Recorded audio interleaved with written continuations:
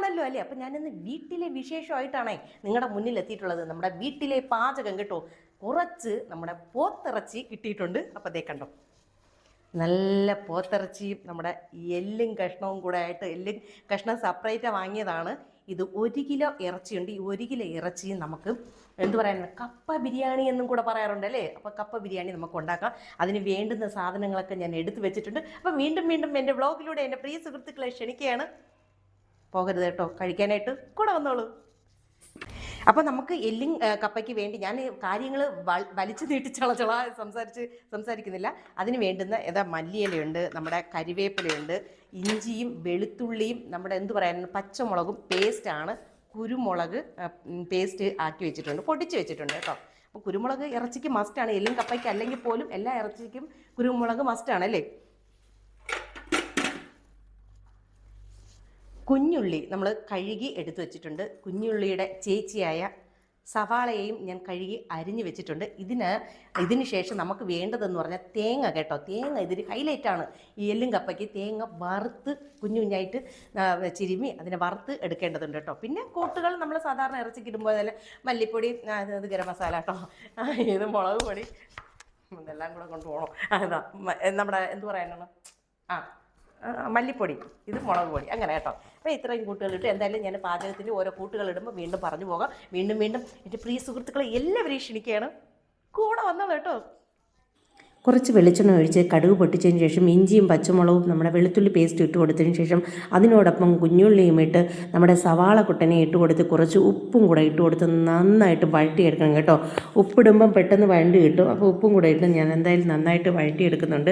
വഴണ്ടതിന് ശേഷം നമുക്ക് ഇതിന് ആവശ്യമായിട്ടുള്ള കൂട്ടുകൾ ഇട്ട് കൊടുക്കാം കേട്ടോ.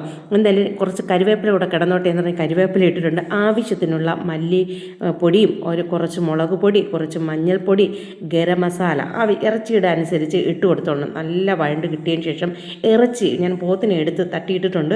അതിന് ശേഷം നമുക്ക് കുറച്ച് വെള്ളം കൂടെ ഒഴിക്കണം കേട്ടോ. വെള്ളം ഒഴിക്കാണ്ടിരിക്കരുത്, കാരണം പോത്ത് നല്ല വെള്ളം കുടിക്കും. വെള്ളവും കൂടെ ഒഴിച്ച് നമുക്ക് ഇനി ഈ ആവിയിൽ, ഈ കനലിൽ, അതായത് ഈ തീയിൽ തന്നെ വെന്തോട്ട് കേട്ടോ. അപ്പം ഞാൻ അങ്ങനെ അടച്ച് വേകാനായിട്ട് വെച്ചിട്ടുണ്ട്. അപ്പം എന്തായാലും നമ്മുടെ എല്ലും കപ്പയുടെ ഹൈലൈറ്റ് എന്ന് പറയുന്നത് തേങ്ങയാണ്. നമ്മുടെ തേങ്ങ ഞാൻ കുഞ്ഞായിട്ട് തിരുമ്മി എടുത്തിട്ടുണ്ട്. ഇതും നമ്മുടെ എന്ത് പറയുക, കരിവേപ്പിലയും കൂടെ ഒന്ന് നന്നായിട്ട് വറുത്തെടുക്കാം കേട്ടോ. അപ്പം പിന്നെ വറുക്കാൻ പോവുകയാണേ. ചീനച്ചട്ടി ചൂടായിട്ടുണ്ട്. തേങ്ങ ഇട്ട് കൊടുത്തൊന്ന് മൂപ്പിച്ചെടുക്കാം കേട്ടോ. അടി പിടിക്കാണ്ട് മൂപ്പിക്കുക. വീണ്ടും പറഞ്ഞു പോവുകയാണ്. ഇത് ചെറുതീയിലിട്ട് ഇളക്കി കൊടുക്കണം. അടിയിൽ പിടിക്കാണ്ട് മൂപ്പിക്കുക. പോത്ത് എന്തായെന്നറിയില്ല, പോത്തോടിയോ അവിടെ ഉണ്ടോയെന്നൊന്നും അറിയില്ല. എന്തായാലും നമുക്കതും നോക്കണം ഇടയ്ക്ക്. ഇതൊന്ന് മൂപ്പിച്ച് മാറ്റി വെച്ചതിന് ശേഷം അങ്ങോട്ട് പോകാം കേട്ടോ. അപ്പോൾ തേങ്ങ കണ്ടോ, ഈ പരുവത്തിലാണ് മൂപ്പിച്ചെടുക്കേണ്ടത്. നമ്മുടെ ചട്ടിയിൽ തന്നെ വെക്കരുത്. വെച്ച് കഴിഞ്ഞാൽ എന്തോന്ന് അറിയാമോ, ഒന്നത് ഇരുമ്പ് ചീനിച്ചട്ടി കരിഞ്ഞു പോകും. അപ്പോൾ ഈ പരുവത്തിൽ ഞാൻ മൂപ്പിച്ചെടുത്തിട്ടുണ്ട്. ഇനി നമുക്ക് കപ്പ പൊളിക്കേണ്ടതുണ്ട്. എൻ്റെ അമ്മേ നല്ല ജോലിയുണ്ട് കേട്ടോ. അപ്പം ഞാനിതാ കപ്പ പൊളിക്കാനായിട്ട് പോവുകയാണേ. അപ്പം നമ്മുടെ കപ്പ ബിരിയാണിക്ക് ഒരാൾ കുളിയും കഴിഞ്ഞ് വന്ന് കിടപ്പുണ്ട് കേട്ടോ. അപ്പം ഞാൻ കപ്പ എടുത്തിട്ടുണ്ട്. നല്ല എപ്പോഴും കപ്പ ബിരിയാണിക്ക് നമ്മുടെ കപ്പ വേകുന്ന കപ്പ നോക്കിയെടുക്കണം കേട്ടോ. അതാ ഏറ്റവും നല്ലത്. അപ്പോൾ എനിക്ക് കിട്ടിയിട്ടുള്ളത് വേകുന്ന കപ്പ തന്നെയാണ്. കണ്ടോ, നല്ല പൊളിഞ്ഞ് വരുന്നുണ്ട് തൊലി. കുഞ്ഞായിട്ട് കൊത്തി കീറിയിടണം കേട്ടോ. ഇത്രയും വലുപ്പത്തിനൊന്നും അല്ല, ഞാൻ കാണിച്ചു തരാം.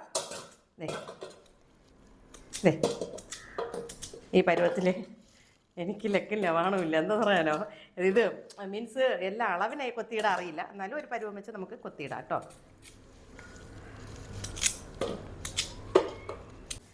അപ്പം ഞാനിതാ കപ്പ നന്നായിട്ട് കഴുകി എടുത്തിട്ടുണ്ട് കണ്ടോ. ഈ പരുവത്തിൽ ആക്കി കഴുകി വൃത്തിയാക്കി എടുത്തിട്ടുണ്ട്. ഇതിൽ ആവശ്യത്തിനുള്ള ഉപ്പ് കൂടെ ഇട്ട് ഞാൻ ഓൾറെഡി ഒരു കാര്യം കൂടെ പറഞ്ഞു പോവുകയാണ്. മുക്കാൽ പരുവമേ വേവിക്കാവൂ കേട്ടോ. ബാക്കി വേക്കേണ്ടത് നമ്മുടെ പോത്തിൻ്റെ കൂടെയാണ് കേട്ടോ. അപ്പോൾ ഇതിനെ ഞാൻ എന്തായാലും അടുപ്പത്തിട്ട് വേവിക്കാൻ പോവുകയാണ്. അപ്പം കപ്പ ഞാൻ മുക്കാപ്പരുവ ഏതാണ്ട് വെന്ത് കിട്ടിയിട്ടുണ്ട് കേട്ടോ. ഉപ്പിട്ട് വേവിച്ചതാണ്. അപ്പോൾ നമുക്കിതിൽ പോത്തിറച്ചി എന്തായാലും റെഡി ആയിട്ടുണ്ട്. ഞാനതിൽ ഇട്ട് കൊടുക്കുകയാണ്, തട്ടി കൊടുക്കുകയാണ് കേട്ടോ. ഇട്ട് കൊടുക്കുക മീൻസ് തട്ടി കൊടുക്കുക. പോത്തിറച്ചി നല്ല വെന്ത് കിട്ടിയിട്ടുണ്ട് കേട്ടോ. കണ്ടോ. ഇതിലോട്ട് നമുക്കിനി ഈ കപ്പ ഞാൻ തട്ടിക്കൊടുക്കുകയാണ് കേട്ടോ. അപ്പോൾ ഇനി ബാക്കി ഇതിനകത്തിരുന്ന് ആ ആവിയിലിരുന്ന് വേകണം കേട്ടോ. ഇത് മുക്കാൽ പരുവായിട്ടേ ഉള്ളൂ. വേണമെങ്കിൽ ഞാനൊന്ന് എടുത്ത് കാണിച്ചു തരാം. അതേ അല്പം ഞെങ്ങുന്നുണ്ട് കേട്ടോ. അപ്പം നമുക്കിത് ഞാനിതാ തട്ടിക്കൊടുക്കുകയാണ് കേട്ടോ. അങ്ങനെ തട്ടി കൊടുത്തിട്ടുണ്ട്.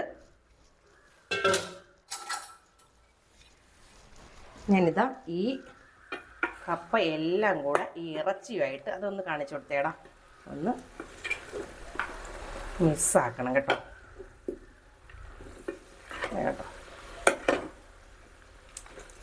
അപ്പോൾ ഏതാണ്ട് വെന്തിട്ടുണ്ട്. ഇത് ഇനി കുറച്ച് ആവിയിലും കൂടെ ഇരിക്കുമ്പോൾ ഈ നീരാവിയൊക്കെ നമ്മുടെ ഈ കപ്പയിൽ കൂടെയൊക്കെ വീണേ അതൊന്ന് നന്നായിട്ട് സെറ്റായി കിട്ടും കേട്ടോ. അതാണ് അതിൻ്റെ ഒരു ഹൈലൈറ്റും ഒരു എന്ത് പറയാനും ടേസ്റ്റും കൂടെ. ഫൈനലായിട്ട് കുരുമുളക് പൊടി കൂടെ ഒന്ന് ചേർത്ത് കൊടുക്കണം കേട്ടോ.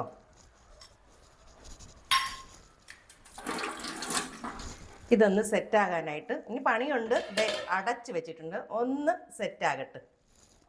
ഫൈനലായിട്ട് നമ്മൾ തേങ്ങ തിരുമ്മി വെച്ചിരിക്കുന്ന ആ ഇൻഗ്രീഡിയൻസ് ഇട്ട് കൊടുക്കണം കേട്ടോ. തിരുമ്മി നമ്മൾ വറുത്ത് വെച്ചേക്കുന്ന തേങ്ങ കൊത്തിട്ട് കൊടുക്കണം.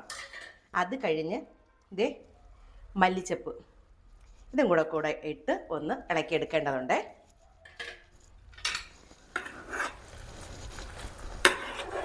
എല്ലായിടവും നല്ല കൂട്ടി യോജിപ്പിക്കണം കേട്ടോ.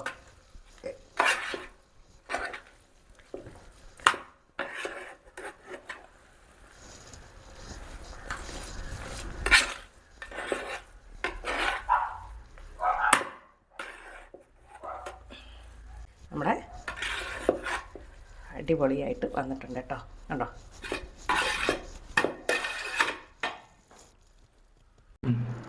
അപ്പോൾ പിന്നെ എൻ്റെ പ്രിയ സുഹൃത്തുക്കളെ വീണ്ടും ഞാൻ ഈ എന്ത് പറയാനാണ് കപ്പ ബിരിയാണി കഴിക്കാനായിട്ട് ക്ഷണിക്കുകയാണ്. അപ്പം ഞാൻ എന്തായാലും കഴിക്കാൻ പോവുകയാണ് കേട്ടോ.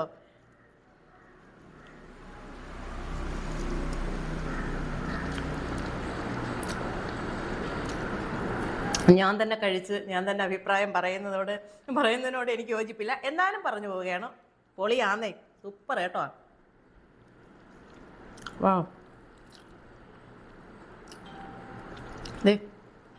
അടിപൊളിയാണ് കേട്ടോ.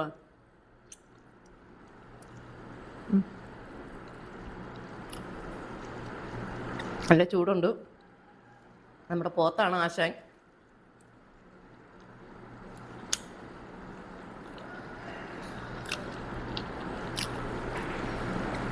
അടിപൊളിയാണ് കേട്ടോ.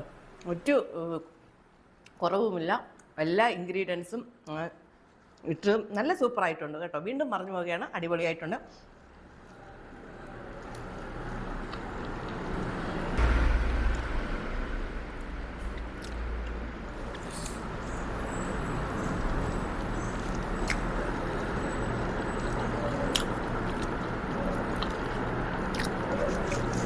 വീണ്ടും ചോദിച്ചു പോവുകയാണ്, എൻ്റെ പ്രിയ സുഹൃത്തുക്കൾക്ക് ഈ എല്ലും കപ്പ ഇഷ്ടമാണോ? അപ്പം എനിക്കിഷ്ടമാണ്, എൻ്റെ ഫേവറേറ്റുമാണ്.